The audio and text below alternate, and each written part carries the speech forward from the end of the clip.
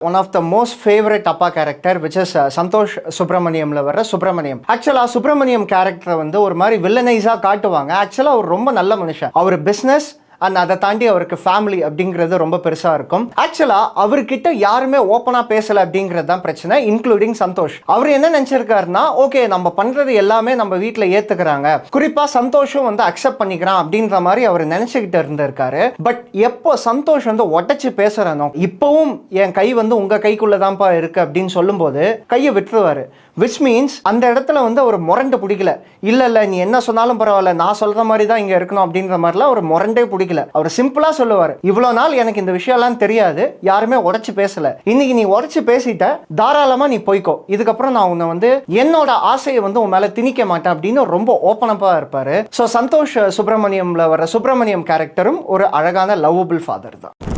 பொதுவாக அப்பா பையனுக்குள்ள எப்பவுமே அந்த ego clash, misunderstanding, misinterpretations இந்த மாதிரி பல விஷயங்கள் இருக்கும். அதை உடைச்சு பேசலை அப்படின்னா என்ன ஆகும் அப்படின்றதுக்கான படம் தான் வந்து power Pandi. So power Pandi படத்தில் பார்த்தீங்கன்னா அந்த அப்பா கேரக்டர் தான் மனசுக்கு என்ன படுதோ அதை வந்து செய்வார். அதில் நிறைய நியாயங்கள் இருக்குது அப்படின்ற மாதிரி நினைப்பாரு. பட் பிரசன்னா பொறுத்தவரை அவர் எப்பவுமே வந்து அப்பாவை வந்து ஒரு பேர்டனை தான் பார்ப்பாரு. அவரோட ஃபீல் என்ன அப்படிங்கிறத வந்து புரிஞ்சுக்க மாட்டார் பெருசா. அப்பா வந்து அவரோட கண்ட்ரோலில் வச்சுக்கணும்னு நினைப்பாரு. பட் ஒரு கட்டத்தில் அந்த கண்ட்ரோல் வந்து உடைச்சு அந்த பவர் பாண்டி அப்படிங்கிற கேரக்டர் வந்து மனசு விட்டு பேசும், உடச்சு பேசும், இதுதான் என் பிரச்சனை, நீ யாரும் என்ன கண்ட்ரோல்ல வைக்க அப்படின்ட்டு. பட் அடுத்த நாளே வந்து தான் பேசினது தப்பு அப்படிங்கிறத ரெகக்னைஸ் பண்ணி அந்த அப்பா கேரக்டர் விலகி போயிடும். போகும்போது கூட நீ என்ன நல்லா தான் பார்த்துக்கிட்ட, பட் எனக்கு இங்க செட் ஆகல அப்படின்ற மாதிரி போயிடும். அந்த இடத்துல தான் பிரசன்னாக்கு வந்து புரியும், ஓஹோ நம்ம அப்பாவை வந்து இவ்வளோ வந்து நம்ம கண்ட்ரோல் பண்ணியிருக்கோம், அப்பா கிட்ட நம்ம இன்னும் பேசி இருக்கணும், அவரோட உணர்வுகள் என்ன அப்படிங்கிறத நம்ம மதிச்சு பேசி இருக்கணும் அப்படின்ற மாதிரி ஃபீல் பண்ணி உடஞ்சு அழுவாரு. ஸோ இந்த மாதிரி மிஸ் அண்டர்ஸ்டாண்டிங்ஸ் அப்படின்றது அப்பா பையனுக்குள்ள எப்பவுமே வரும். மோர் தென் அம்மா பையனை விட